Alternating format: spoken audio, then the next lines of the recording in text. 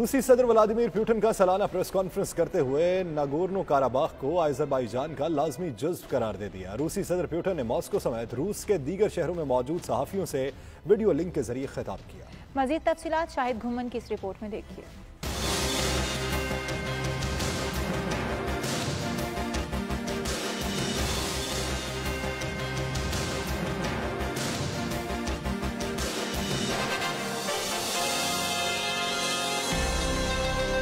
روسی صدر Vladimir Putin نے 16ویں سالانہ پریس کانفرنس ویڈیو لنک کے ذریعے کی۔ ان کا کہنا تھا روس نے وبائی امراض کے خطرے کا صحیح طور پر مقابلہ کیا اور جزوی طور پر دوسرے ممالک سے بہتر رہا۔ ان کا کہنا تھا روسی میڈیسن دوسرے ممالک کی نسبت کورونا وائرس کے خلاف جنگ میں زیادہ کارگر ثابت ہوئی۔ روسی صدر نے وعدہ کیا کہ جیسے ہی ڈاکٹرز نے اجازت دی روس جلد از جلد اپنی سرحدیں کھول دے گا۔ انہوں نے صحت عامہ کے لیے 550 ارب روبل بجٹ فنڈ مختص کرنے کے عزم کا بھی اظہار کیا۔ امریکی تعلقات پر بات کرتے ہوئے ان کا کہنا تھا جو بائیڈن ملکی پالیسی اور خارجہ پالیسی دونوں میں ایک تجربہ کار فرد ہیں اور توقع کرتے ہیں روس اور امریکہ کے درمیان پیدا ہونے والے تمام مسائل کم ہوں گے۔ صدر پوتن نے کہا کہ بین الاقوامی قانون کے نقطہ نظر سے ناگورنو کاراباخ کا علاقہ آذربائیجان کا حصہ ہے۔ انہوں نے چین کے صدر شی جن پنگ کے ساتھ اپنے تعلقات کو اعتماد پر مبنی قرار دیا۔ روسی صدر نے کہا کہ روس کے 2021 کے انتخابات میں بیرونی مداخلت کی کوشش کی جائے گی لیکن روس اس سے نمٹنے کی تیاری کر رہا ہے۔ انہوں نے اپوزیشن سمیت ملک کی سیاسی قوتوں سے مطالبہ کیا کہ وہ روسی فیڈریشن کے شہریوں کے اپنے عزائم کے بجائے روسی مفادات کے مطابق رہنمائی کریں۔ شاہد گھمن 92 نیوز ماسکو۔